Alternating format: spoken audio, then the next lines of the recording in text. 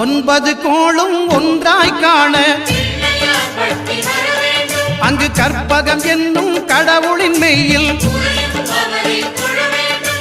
ஒன்பது கோளும் ஒன்றாய் காண அங்கு கற்பகம் என்னும் கடவுளின் மெய்யில்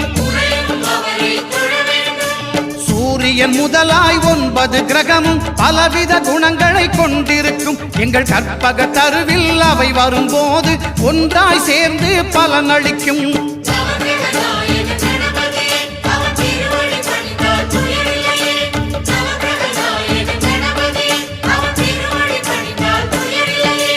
ஒன்பது கோளும் ஒன்றாய் காண